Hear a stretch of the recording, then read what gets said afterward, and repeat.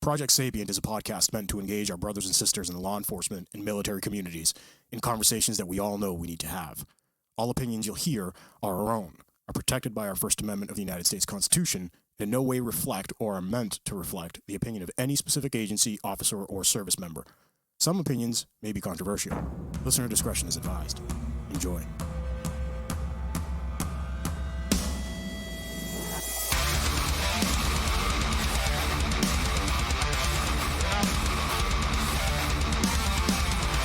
Yeah! All right. Hi, Iman. Hey, Pete. What's going on, buddy? Hey, dude, I got to tell you, this song, man, it is definitely my song every time I step out of the car, the cruiser, or jump out of the Bearcat. This is what plays in the background. Hold on, I fucked up something. There we go. All right, we're good. Guys, Project Sapient, thank you for listening. We got tens of thousands of supporters now. Oh, yeah. We're going to say thank you to our supporters, Havok Journal.com, GymJunkies.com, VectorShields.com, WellnessForWarriors.live, LiveBoston617.org, Eagle Eye Firearms, MA.com, ODKit.com, and GunTrack.app. And, you know, every time we do the intro and thanking our supporters, we always say how much we love the ladies from WellnessForWarriors, right? Absolutely. And now we got them on the phone again. We do. And we're going to be doing something special tonight. Yes. Do you like my cigar, by the way? I love it. Gives you the whole Al Capone look. I might fucking light it. Meh. See? I'm out on the lam, see? Talk to me, brother. What do we got going on? Hey, so it just happened. We were all of us talking in our group text, and I shared a quote, which we'll put that up in a second. But I shared a quote that kind of made us realize that actually this is a topic to talk about. Is it going to bother you if I light the cigar? Oh no, do your thing, dude. All right, go on. It talks about like when you're stressed and you get home and then you got to deal with everything that's going on at home. Yes. And that's something that I don't really see it addressed much. I don't know. It's not addressed much. Yeah, okay, all right. So it's I'm definitely not not addressed one. much. Okay, no? so I'm not the only one. No, all right. it's not. It's an elephant in the room. Yeah, well, another one. Well, we found another one. We found another one, huh? We should be fucking zookeepers. I know. Might as well. So we got the ladies from Wellness for Warriors on the horn. Girls, are you there? We are here. We're here. Hi. Hi. And thank you. How are you? Thank you so much for coming on. We absolutely have loved. What's this, our fourth episode together? Yeah, third or fourth. Third or fourth episode. Mm-hmm. And the feedback that we've gotten from all of our listeners with you guys has been amazing. So we, A, thank you for everything that you're doing for everybody, and B, thank you for coming on the show. And you know what's cool is the listeners are reaching out to the ladies with their issues, which is awesome. And being confidential, can you share, like, are you getting people coming from us, or like, I know you can't share much, but tell me. No, we are. Definitely are. And we're also not only getting first responders and military, active and retired, but we're also getting their spouses reaching out to us for support as well. So awesome. Yeah, that's awesome. Yeah. That's awesome. Awesome. So it segues perfectly into what we're talking about. So do you want me to read the quote for everybody? Yeah, if you want to read the quote, please. So Iman had sent this on the group text. It is, I forget which page it's from. Yeah, I forget. I'll give it proper props when we do the episode. But the quote is, takes 48 hours for stress hormones to leave the body. Yes, it does. Our hormones never get a chance to normalize from shift to shift. By our last weekend day, we begin to normalize, but then it's time to go back. My first day off, I'm a dick, and I don't mean to be. Well, yeah. My wife and I almost spend my first day off in some sort of argument or something. Well, that something is pretty vague, but yeah. Luckily, she knows what's going on and tries to help me. It fucking sucks sometimes. Notice I swore and it's blurped out there.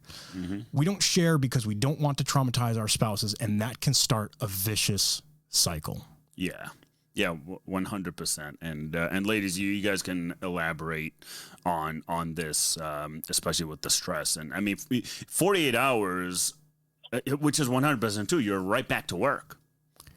Well, look, for me, and I'm sorry if I cut you off, ladies, but for me, my 48 hours is very different, right? Because I work midnights. Right.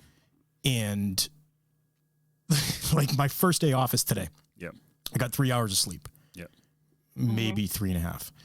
And like, I'm functionally fine right now, but I know I'm going to be up until 2, 3 o'clock in the morning. Yeah. So my first day off really starts tomorrow. Yeah. Yeah. Do you see what I'm saying? Yeah. Yeah. And then going into my shift, I'm going to spend the next entire day not sleeping. By prepping and doing, family stuff and kids and fuckery. Yep. And then go into my shift at midnight. Yep. You know what I'm saying? Yep. Right. So like everybody, and that's, I'm not just saying my schedule. Everybody's schedule is different. Yeah. Right. So the people that you live with, whether it be your boyfriend, girlfriend, fucking whatever it may be, have to deal with that. Yes. In most circumstances, have to deal with that because that's on another some level. And that's another part of the issue that I wanted to discuss. And again, I talked to Iman before we went on, and we're going to bring everything out on the table. Oh yeah, absolutely. We're not going to fluff anything. No. And we're going to talk about things as they really are, and that's what our listeners appreciate. Yeah. 100%. Kind of part of the whole enough thing. Yeah, absolutely. So, ladies, any insight before we get into anything here? I think it's just in general having a schedule that rotates or that, like at my job, we work the wheel. So not only are you, coming off of midnight and not sleeping in general for midnight, but then 72 hours later, you have to be up at 5 o'clock in the morning to get to work for a day shift. Right. So I think that and just the odd hours that we work just messes with your body chemistry, your stress hormones. And when you don't sleep, like we've talked about this on other episodes, you're not eating well, so everything's off. So you're cranky. And then you're home and, you may react to your kids or your significant other snappy, or you may have had a really crappy call right before you left work on that last night. And then you're also dealing with that. So the whole spousal support thing, it intrigues me. Why? Because a lot of times, a lot of police officers, and correct me if I'm wrong, we're in long-term relationships with people. Yeah. They kind of know what they're getting themselves into. Yeah. There's also the rarity that they're both law enforcement. Yeah. And there's a level of understanding there. Yeah. Right? Right. Even so, I can predict that there's issues in those relationships too. Oh, absolutely. People are on different shifts, different ratings, different, one's a detective, one's a sergeant, one's a, you know what I mean? Yeah. I even have in my district 2 people that are married. One works days and one works first halves. Yeah. We have that. Yeah. So there's a level of understanding, overnight. But I think that no matter how much understanding people go into, and to play devil's advocate, no matter how much understanding people go into, eventually over the years, it takes a toll, takes a stress. It's a stressor on the relationship. Yeah. And then things start breaking down unless you get ahead of them. Yes. Am I right or wrong? And typically when we see, obviously in law enforcement, divorce rates are very high. Right. And I think most of it has to do with just this type of issue, which is that 48 hours, that stress, you're being nasty because you just witnessed something and had to deal with a certain issue, and then it compounds, right? Yep. And builds and builds. Like I said, small things lead to big things. Sure. So death by 1,000 cuts. Yeah. And it's not even just that, right? It's, you get called in when you're not expecting to get called in. You're at a wedding and you get a call. And, things happen where your spouse is consistently waiting for you, right? And you can't be there for it. And that's the job. And there's this constant feeling of, isolation, I think, sometimes for the spouse. And people say, you know what you signed up for. But like you're saying, that takes its toll. So there needs to be support for both the, law enforcement officer and for the spouse, because everybody is dealing with something from the job. And also, add to that though, yes, they understand somewhat what they're signing up for with having a first responder spouse. But that's a general idea of, I know that their schedule is going to be different. You don't really understand it fully until you're in it. Right. Yeah. And then if you're on, if your spouse is on a special team, or for us, he works overnight, my schedule rotates. So then it's trying to figure out schedules of everybody, of getting life done. Then you have kids and you're trying to figure that out too. So you never really get it until you're in it, and by then you're like, okay, well, at this point we just have to figure it out. And it's overwhelming, it's not always pleasant. Yeah, and it's hard also for the spouses to. You can't talk to your friend whose spouse is not a first responder because there's absolutely, or doesn't come from a first responder family. There's no way they can get it. So then you're also isolated in that way because you can't just talk to like the other moms at school.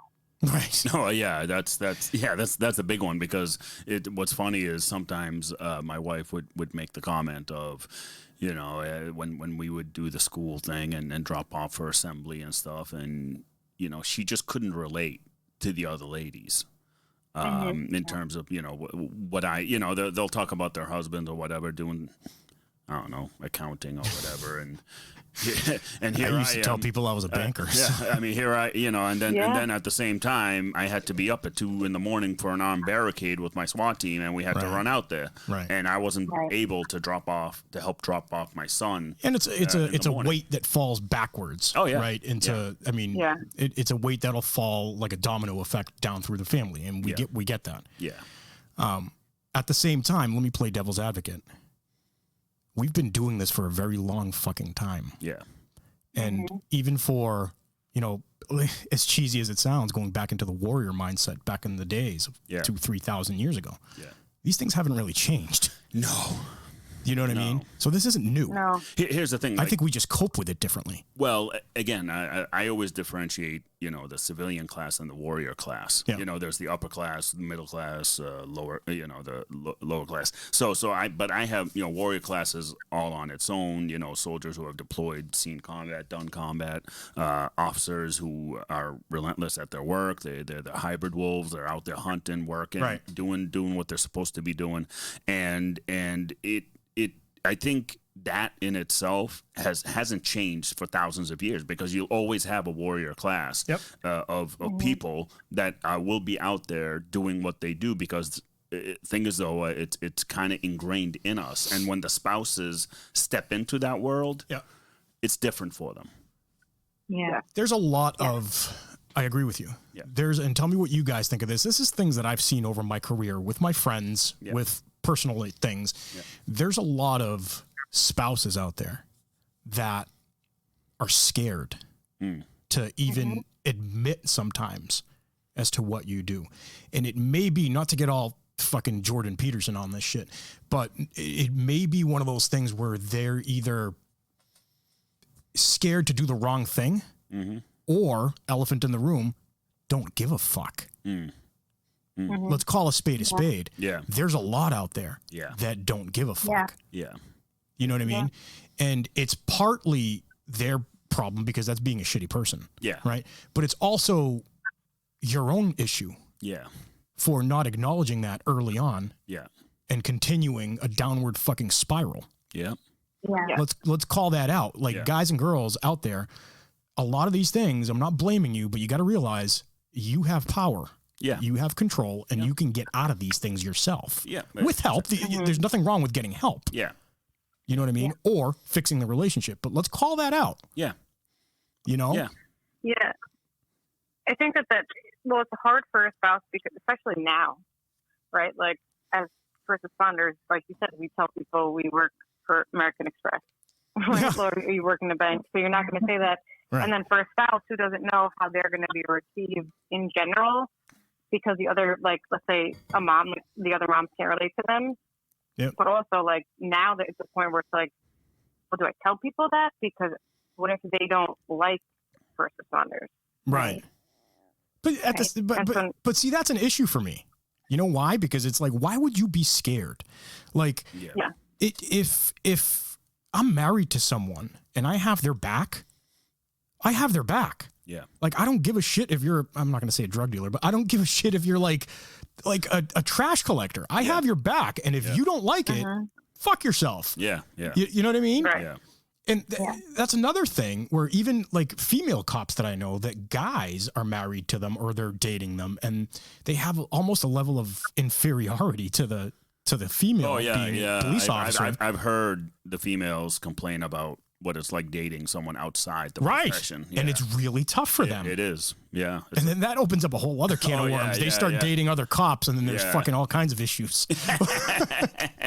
but you know what I'm saying? Yeah. No, I got you. And you know, it's funny. So with my wife, you know, being as married as long as we have been, she would call me out at times if I'm home and I'm huffing and puffing and, you know, punching or whatever. Yeah. She'll call me out on it. And she also has a military background. Yeah. Right. She's prior. Okay. She was in the Army. She was in the JAG, so I don't really count that. So she's that's not nice. No. She's gonna whoop your ass, dude. Hey, I say it in front of her anyways, and all right. And what's worse is now she's in the Air Force. So I'm like, oh my God, now you really don't do anything. So no, I said, well, Pete's cigar just went 90 miles an hour. It did fly fucking through the roof. But yeah, no, she has she has that background, especially with the Army, because she's seen, you know, the soldiers and all that, and she had to deal. I mean, she's an alpha. She has the alpha brain, anyways, but she also had to deal with other alphas at work, and you know, she can hold her own. So with me, yeah, she can. You know, hold me too, right? She can tell me to stop, when to stop, and I think that balances me out, because I need to know when I'm at that point. Because right. For me, I work a 5-2 schedule, so I'm working 5 days a week. I got 2 days off, so for me, rub it in, asshole. So. Listen, don't hate the player, hate the game, all right? Excuse me, detective. So the 5-2 schedule. So. You know, I'm out there doing, you know, plain clothes and whatever else I do. And those 2 days off, Saturday, Sunday, there are times I'm just tired. Yeah. I don't want to go anywhere. I don't want to do anything. And you get very disconnected depending on what you see throughout the week and different situations you deal with and you know, kids getting hurt or what have you, you know, the things that you do at work. And I can tell now, you know, with obviously help and learning more about myself, because I used to ignore all that, I can start to tell when I'm starting to go down, right? I can tell. Yeah. Let me make one thing clear. I want to make something clear for a lot of our listeners and everything, right? The reason why we're doing this is we want to make sure that everybody understands that a lot of these things are fucking normal. Oh, yeah. Yeah. Like there's a million of us out there. Yeah. Right. And plus what, 1.5 million, 2 million military. Yeah. These things are fucking normal. Yeah. So if you hear anything that we're talking about, like, I hope a lot of people's ears are going up, because I know there's guys and girls out there that are like, you know, why isn't my partner responding to this? Why isn't my partner responding to that? Yeah. It's when we say normal, I'm not defending the other actions. Yeah. Right. But we're trying to say that these things happen. Oh yeah. Yeah, absolutely. Well, that's exactly it. I'm so glad that you said that, Peter, is that the point of this show, I think what sort of sparked all of our interest was that we wanted people to understand that this is very normal. Yeah. That in, you know, being in a relationship with someone who is a first responder, who is involved in critical incidents, you know, day in and day out, who has a hectic schedule, that is going to impact the entire family. Yeah. And if you are a spouse, whether you are the first responder or the spouse, you're going to be impacted, and you deserve support for that, and right? It's okay to be impacted by it. Well, yeah, there's no way you're not going to be. Right. Like, just tell yourself that there's no impact, everything's okay, and everything's fine. You're full of shit. And you're in denial, 100%. And you're not helping what's going on. Yeah, 100%. And it's like any relationship, you have issues. It's just ours are just a little bit more intricate and complicated, because I feel like as a first responder, you deal with stuff at work and you don't want to bring it home, but it affects you when you're home. It's going to affect you. Well, that's the thing. Yeah. Like to me, you know, when I go home, I start to ramp down, right, on my drive home, and I'm starting to ramp down, and okay, you know, go doing whatever. Well, actually, I go to my nothing box when I drive home, so there's nothing going on in my head. But on my way home, I go, meow, yeah, exactly. Yeah. On my way home, by the time I get home, whatever, especially on Friday afternoon, right after 5 days of work, Friday afternoon, I'm kind of like drained. Yeah. Right. I just don't want to do. You want to be shit. numb. Exactly. Yeah. And I walk in the house, and there's been times where my wife comes up to me and starts going into whatever tangent she wants to go to, whether it's militant feminism type stuff or normal conversations. I tell her at times, listen, I let's do a quick timeout. Yeah. I need to get in your corner for a second. Yeah, I need to get my shit together for a second. So and she's good at that. She's kind of learned and seen, like, right. You know, when I say, hey, let's do a timeout real quick, give me a few minutes, and then you know, then we can talk. She does good, but then I also think, how many others do not do that, right? They get home. Well, that's exactly That's it. the key. And, yeah, and that's the most important point that you're saying right there, and that's the reason, right, for this show is to express to people that you basically need to have awareness for this, right? Yeah. Awareness that your spouse, maybe tonight you have dinner planned, right? But guess what? They got a call to a fatal crash an hour ago, and they're going to come home and they're not going to want to go out to dinner tonight. Oh, yeah, yeah.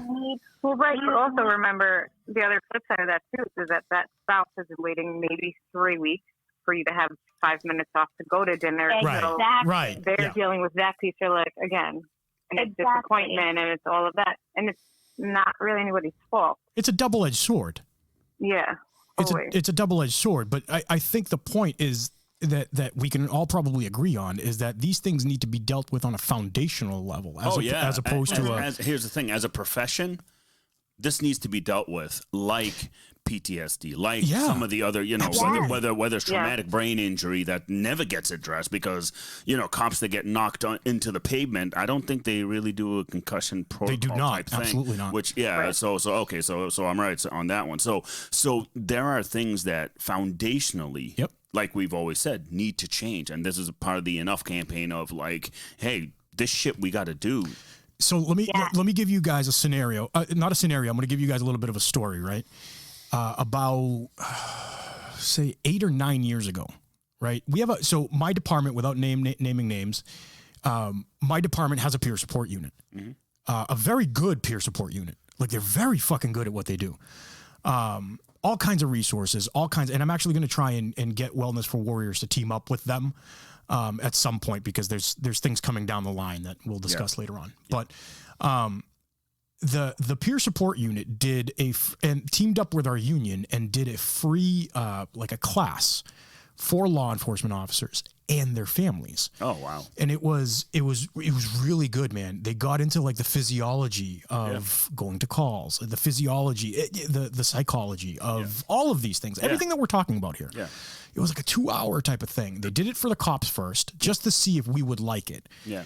I remember I went to it and I was like, wow, this is fucking awesome. Like a lot of these things that were going through my mind, these guys are telling me that it's fine. Yeah. You know, they're telling me that my body's reacting fine to it. Like everything was great. It's normal reactions. So they opened it up to the families, and actually even friends, like boyfriends, girlfriends type of thing, to 2,500 police officers. Wow.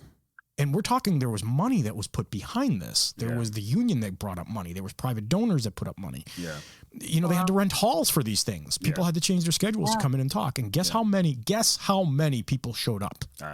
2,500 uniforms. Yeah. Guess how many people showed up? There a lot. 30. 30 people. Unbelievable. 30. And it was, ladies, let me tell you something. It was well known. It wasn't like, oh, I didn't get the email. It was advertised for months. It was, there was letters sent home.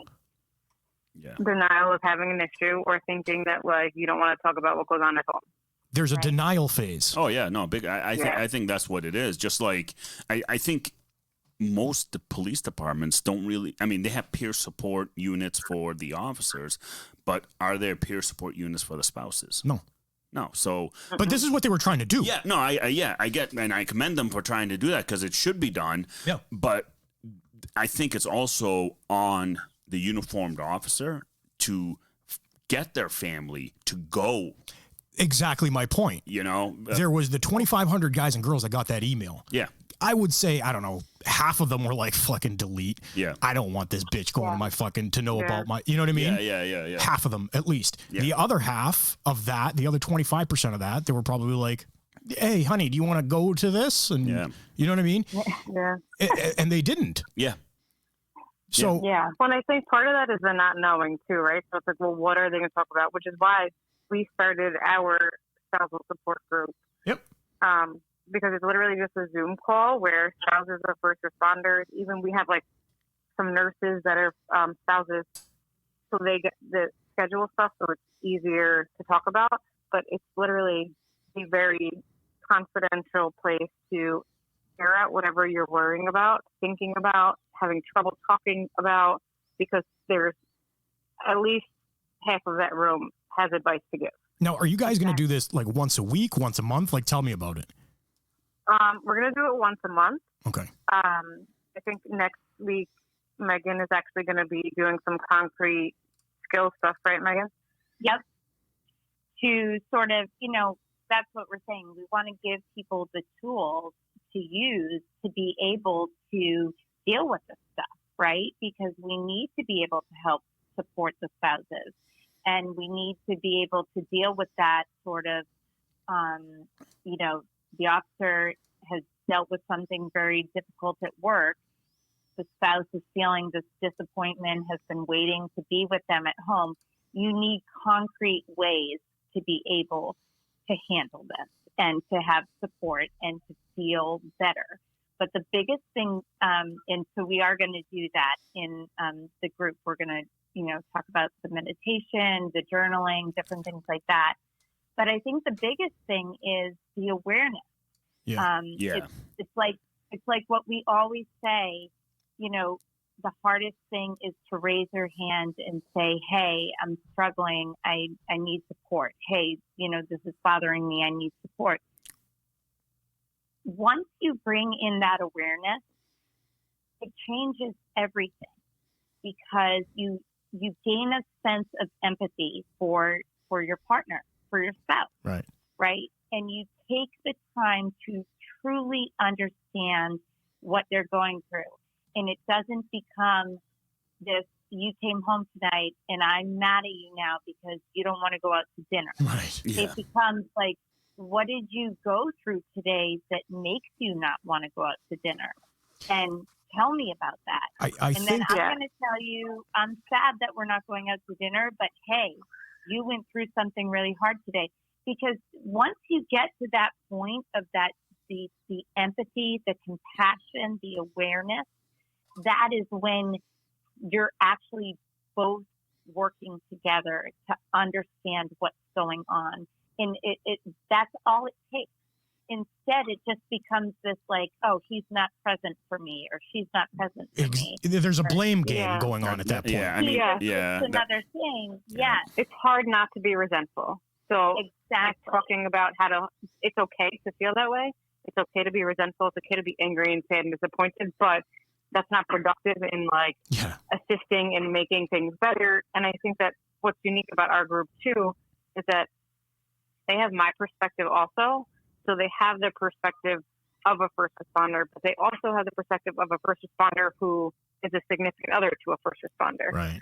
Yeah. So I can give both sides and say and we're still normal human beings, so we still have communication issues, but this is what I've tried at work, or this is coming from a first responder. This is my own experience, so I can only talk about what I go through and what he's told me he goes through. Mm-hmm. But just to give a little bit more insight so that the spouse is kind of like, oh, okay, I didn't think of it that way. It comes back to foundational, right? Like when you think the guy or girl gets home after giving CPR to a baby. Yeah. And you had dinner plans. Yep. You get bitched at.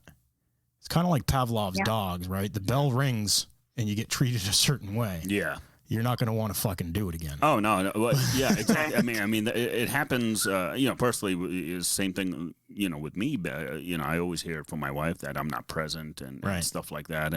And most times it takes that for me to actually open up, because I need something to initiate it, right? Because I'm not going to know because again, I'm just doing what I normally do and all that. And it takes the spouse to peer into the head of the first responder. Like, hey, you're not present. What's going on? Now, I want to make a statement. Yeah. I want to make a statement, and just popped into my head as you're talking, right? I've been guilty of it. You've been guilty of it. We all have. Yeah. But we need to make sure that you need to realize what you do for a living. Yeah. Right? You're taking care of other people. Yeah. And it's your job to take care of other people. It's your job to wear the armor. Yeah. Right? It's your job to be strong. I get it that we can't be sometimes. But, very big but, we need to... Jesus. Giggity. We need to realize that you do have another a human being living with you. Yeah. And that they do have needs. Yeah. And that sometimes you need to take care of them too. Yeah. I'm not saying to put your issues to the side. I'm not saying that. They can be overwhelming. Oh, yeah. They have been overwhelming for me, for you, for everybody. Yeah. But at the same time, maybe a little bit of a release is, and you know me, I like taking care of people. Yeah. You know what I mean? Yeah. Maybe a little bit of a release is to making sure that your significant other is good. Oh yeah, no, that's the thing. Like, you know, for example, it was like a couple weekends ago. I was very disconnected over the weekend. Didn't want to do anything, whatever. Yeah. And my wife really wanted to go on a hike with our kids and all that, and it was kind of like I was forcing myself. I'm like, okay, let's go. And I knew it would be good for me, which it was great for me, because after I got out and hiked the trail and climbed a few tiny hills, you were glad you did it. I was glad I did it. Yeah. Because it was good for me to get out too. Sure. So there are times where the spouse, initiates, but it's also up to the cop. Well, that's what I'm trying to say. What I mean? Yeah, it's up to, like you said, most of it can be solved if you, as the first responder, takes that additional step too. Right. And the other thing I want people to know listening is that, yes, we're being very positive about these things, and things can be fixed. Yeah. But sometimes they can't. No, sometimes they can't. And you need to get the fuck out. Yeah. Yeah. You know what I mean? Well, I think, and yeah. Megan, correct me if I'm wrong, but also what we talked about in our group last time was that a lot of the spouses are afraid to initiate that, and are afraid because they don't know what to say, and they know their significant other is worried and stressed, and they can see it, but they don't want to make it work. Exactly. Sometimes there's this fear, I'm going to compound it, right? If I ask him to talk about this, it's going to make him go through it all again. And that's a very understandable, concern, right? I don't want to re-traumatize my spouse by asking him or her to go through what they've gone through. So, and that's part of what we're, out there offering to people, is to show them how to approach it, and you just have to do it from a place of, I keep going back to this, but from a place of awareness. Yeah. It's just, you have to be aware of yourself. You need to be aware of what they've gone through, and you can't be afraid, but we understand that people are afraid. And so go ahead. No, go ahead. I think like what you guys were saying was that if you are aware and you are, handling things with kitty gloves because you are trying to make it work and you're trying to get through to that person, and you repeatedly do that, and that person like barks at you and everything else is falling apart despite your efforts, there does come a time though where you have to get out. Yeah, becomes almost like, that's what I'm trying to say. It becomes toxic. Well, just think about it in the domestic violence setting. Yeah. How many times are you looking at a domestic violence victim, guy or girl? You're looking at a domestic violence victim and you're like, dude, you don't see the writing on the fucking wall? And it doesn't even, it's the emotional abuse that but that's what I'm saying. Yeah, no, absolutely. I 100%. The whole power and control wheel. Yeah. Yes. Yeah. Yes.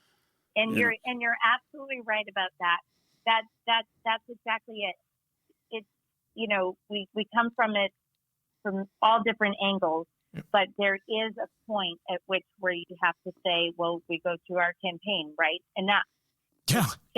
Enough. Yeah. Where you can only take so much, where if you are trying and you are, doing all these different things and you're trying to work through it and it's just not working, then you keep hitting this wall, then enough. you know, and you do have to get out. That's absolutely right. One of the best things that I was taught and in my academy, it stuck with me from fucking 17 years ago, right? In the psychology of things. Everybody has a breaking point. Yeah. I don't care who you are. Yep. I don't care what you've been through or what you haven't been through. Everybody has a breaking point, right? And as much as people like Wellness for Warriors want to help you fix things with your spouse, because you know what? At the end of the day, fucking unicorns and rainbows are great. Mm-hmm. Like you want peace, you want tranquility, and you want serenity, right? But if you can't, I'm sure you can talk to people like Wellness for Warriors that will help you get through that. Well, that's the thing. You need in this job, whether veteran and first responder, they never teach you what to do after. Right. They teach you what to do. Like, you know, I mean, we get, you know, some, as far as what people may think. I mean, we get some pretty good training in terms of first aid and on all kinds of stuff. And we learn how to deal and, you know, we do tactics and all this and all that on all this. But we never get trained on the after effect. Right. Right. You know, like going, you know, in the military, going to combat. And then I come home and the only thing the VA had to say was, well, if you're having issues, we're going to need to keep you on base. Fuck that. Yeah. And how many guys were like, I'm good. I'm good. Fuck that. I'm not staying on base, you know? So it's like, it has to be addressed. Yep. You know, it has to be addressed the right way. It has to be addressed from the top down. You know, it always begins with the bosses. I gotta tell you, with a little OPSEC, but one of the best support units, like programs that I've seen is guys that are, how do I word this? Private contractors. Mm-hmm. Private contractors. Mm-hmm. They legit have some of the best fucking support that I have ever seen. Yeah. We're talking, you come off an op, you get fucking massages. Yeah. You get all spa treatment. You know what? Yeah. It's almost. Yeah. Almost. Yeah. You get your isolation chambers. You get all kinds of shit. Why isn't that being brought down to our level? Oh, because here's the thing with us, we're the status quo, we're the number. That's all it is. You know what? You're right. That's because for the contractors, you're a fucking money-making machine. Exactly. You're a money-making machine. I mean, I saw it. I kind of realized it in the Army afterwards, you know, when I was all said and done. Yeah. And they kind of gave me the medical discharge. Basically, I was like, oh, fuck you then. Yeah. I guess I was just a number to you. You were rubber stamped. Yeah, I was just whatever. But for the private contractor, you're not rubber stamped. No. You're still a profit-making machine. They invest in their guys. Exactly. Why can't cities and towns invest in their guys, families, you know, the spouses, because like we've been saying, everybody gets affected. Yeah, well, that's part of what Megan and I have had this conversation. I can't tell you how many times where it's like, you go to the academy and they tell you, this is the shit you're going to see. This is your shit you have to do. But they don't tell you, and this is how you might feel after, and this is what you should do about that. Yeah. It's as if, and then you get out and things happen and you're like, oh, fuck, is this normal? And I'm not going to bring it up because in case it's not normal, I'm not going to talk to my partner about it, because what if there's something wrong with me? That's exactly it. I can't tell you how many times I've had people say to me, you know, we'll have the initial conversation where they tell me, you know, everything that's going on, and they'll say like, man, I wish I had this, you know, 10 years ago. Right. And that's just it. Like when you are in the academy and you're learning everything, you need to be given the tools to deal with the stuff too, you know, and not to check the box. You're going to see something and it's going to be terrible. You need the actual tools to be able, you know, to deal with it. And I think one thing you guys are talking about that's really so important too is when you're talking about, you know, relationships and spouses or girlfriends, boyfriends, whatever it is. Another really important thing for first responders is they're always so used to taking care of everybody and making sure that everybody else is okay. Yep. That they forget to take care of themselves. Yeah. And one of the most important things I think that I said once, and I remember just sort of seeing this look of relief on people's faces was, you know, when the table that you're sitting at stops giving you the love, the respect that you deserve, and the compassion, that is when you need to stand up from that table and you need to leave. Because, at the end of the day, you're so used to taking care of everybody else that you're making sure everybody's okay. But then you sort of forget about yourself in the middle of all that, right? Yeah. And that's the hardest part, because then you find yourself 10 years down the road and you're like, what's happening to my life? What's happening to my relationship? What's happening to all this? And it's simply because, you haven't had the time. You need to be like every other human being, and to be able to be fruitful in your life, you need to surround yourself with the right type of people, and that's okay. It's okay. And let me just add on to what you're saying, and I want people, guys and girls, to hear this. It's okay to be the protector. That's what you do. It's in your blood. It's okay to take care of people, right? It's in your soul. Yeah. It's not okay to be kicked when you're down. Yeah. Yeah. Yeah. In a nutshell, in everything awesome that Megan just said, in a nutshell, nobody has a right to kick you when you're down. Oh yeah. 100%. You know what I mean? 100%. And you want to get it to early enough at a point where you can stand up when you're down and not have to fuck shit up. Yeah. You know what I'm saying? Oh yeah. Like you need to, because that can happen. This is why guys and girls get into domestics. This is why guys and girls fucking blow their brains out. Yeah. It's true. Yeah. So it's okay to realize that, fuck, you know what? This kind of hurts. Yeah. I can get up. Yeah. Without fucking everything up. Yeah. You know what I mean? That's again, with the spousal support, and it's great what you ladies are doing in terms of having the spouses, boyfriend, girlfriends, just to be able to know what to look for, the signs to look for, and help guide the first responder or veteran to whatever and to whatever their needs would be, because like with me, you got the combat vet and first responder combined. So good luck with me. It's compounded. It's compounded. So so it gets very, very hard at times, and it's a lot of work, and that's what people need to realize. It's a lot of work. But guys, let me, and just for people listening again, right? It's not like I'm in because he has combat experience and police experience and this and that. All of these factors play into things. Yeah. Right. I know guys that have been cops for 20 years and have all kinds of monstrous other issues outside of it. Like, everything is acceptable in these things. Don't think that your scenario is any different than anybody else's. Yeah. Like, you can work through this shit. Oh yeah. Yeah. 100%.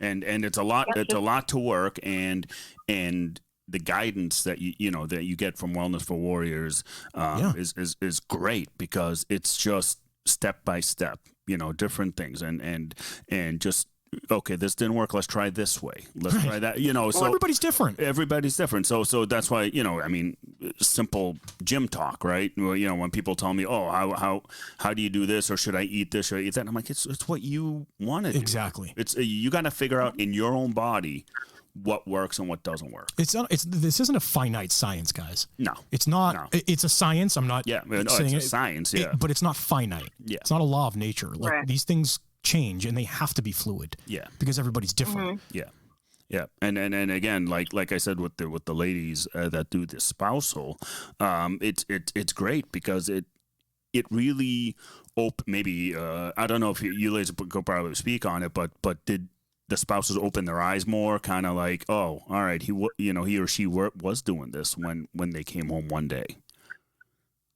So I think it did.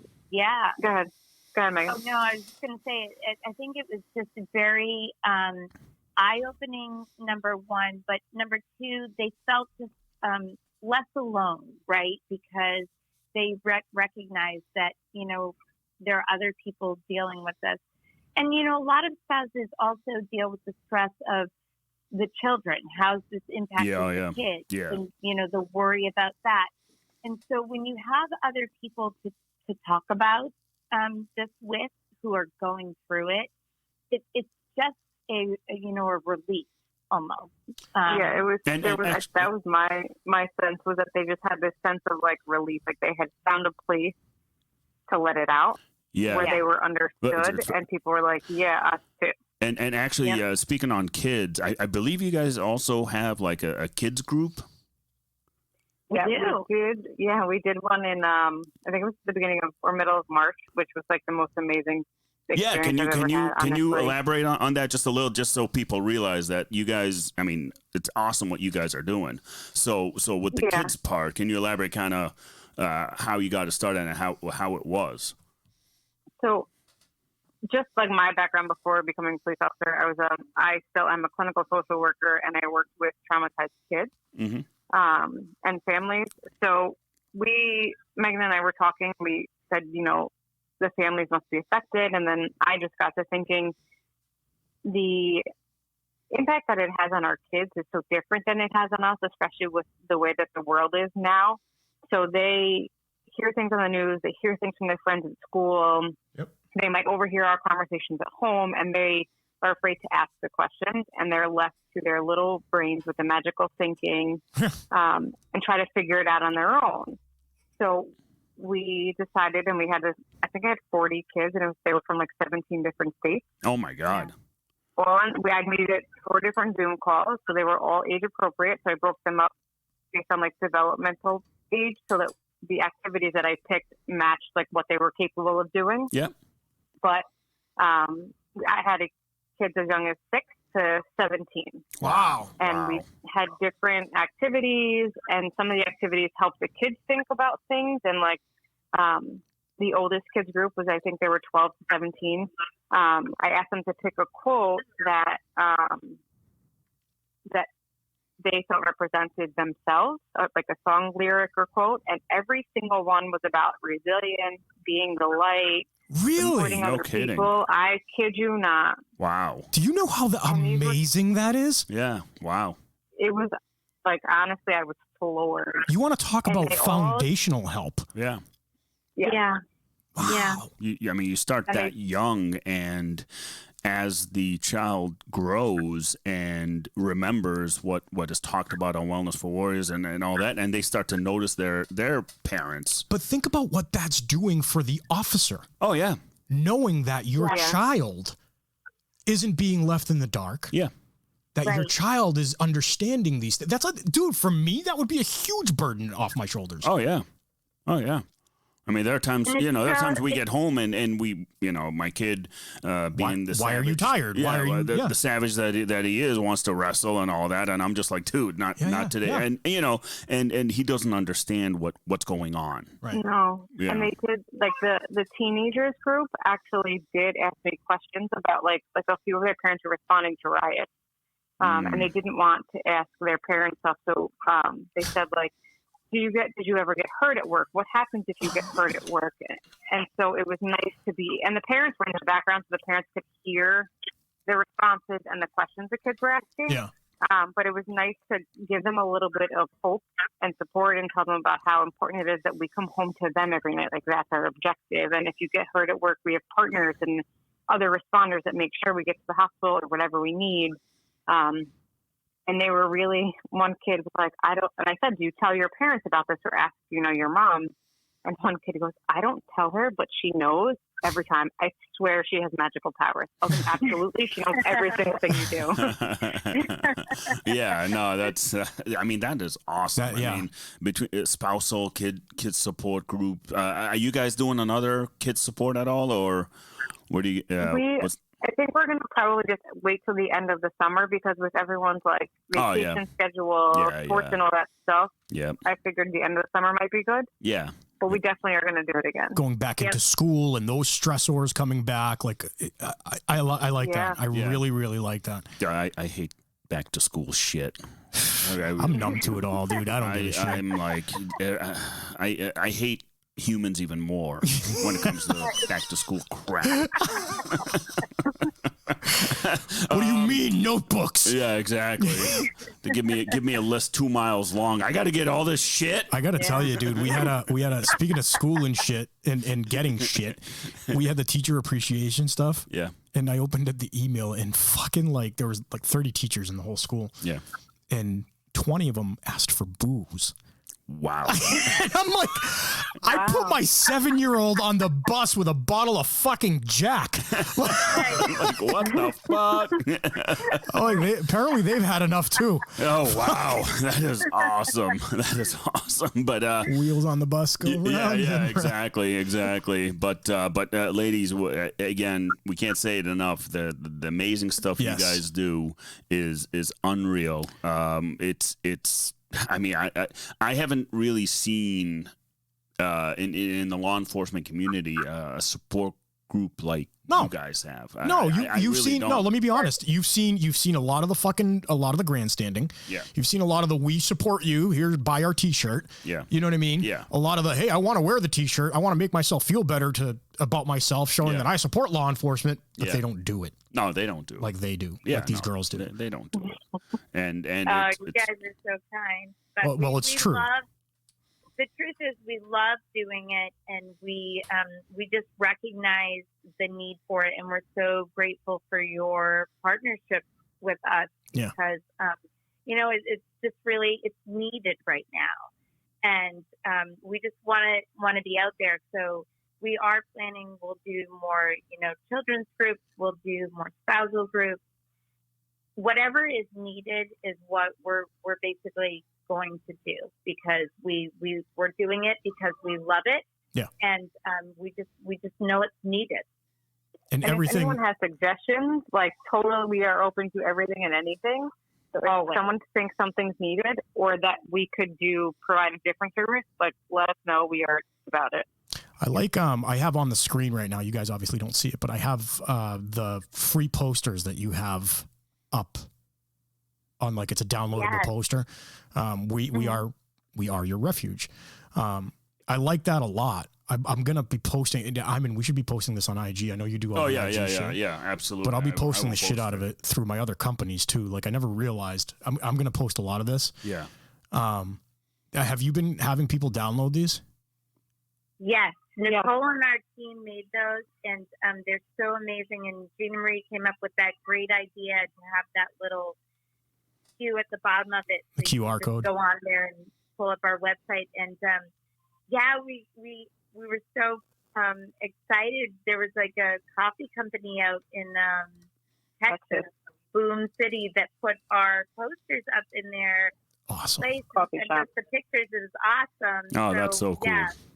Well, just think about that. You're reaching people. You're actually reaching people with this shit. And I mean, it's awesome. We 100% support it. I mean, anything else that you ladies, I know we touched on a lot and we went in all kinds of circles and fucking tangents and all that stuff. My hatred for back to school. Yeah. And I've had a cigar in my mouth the whole time that I didn't light. Anything that you guys, we have an outlet with these things. A lot of people listen to the show. Anything that you want to tell people? Just a reminder that we're here. We are free. We are confidential. We're not associated with any department. We're just here to support our first responders. And if you need help, nothing is too small. No. We want to help you right from the beginning. Yeah. We're not, we don't want you to get to a place where we're here if you are in crisis, but we nothing is too small. I think sometimes people feel like, this is bothering me, but it's not that bad. It's menial. Nothing is too small, and we're here holistically. We know that nutritionally, Jean Marie's amazing with that. Talking about what's going on, sleeping, all of that. We're here to just help support you in whatever you need. I can attest to it. Yeah, I can attest to it. These ladies are absolutely genuine in what they're doing, absolutely. And I can tell you 100% that they have saved lives. Oh yeah, I agree. You guys are, that they have saved us from having to stand over fucking our buddies' graves. Yeah, asking why. Yeah, guaranteed. Oh yeah, these ladies have saved lives. Yeah, guaranteed. Absolutely. So, all right. Well, Dude, that was a pretty good episode. What do you think? Oh yeah, no, that was heavy. Heavy, but you know what? It's necessary. Yeah, it is. And we're gonna get it out. We're always gonna get it out. Yeah, right. Absolutely. So guys, we want to thank the ladies from Wellness for Warriors. Again, everything is free. Everything is confidential. WellnessForWarriors.live. We also want to thank our supporters, our other supporters: HavokJournal.com, GymJunkies.com, VectorShields.com. Again, WellnessForWarriors.live, LiveBoston617.org, Eagle Eye Firearms MA, ODKit.com, GunTrack.app. Guys, we love you. Thank you. Stay safe. Stay safe, man.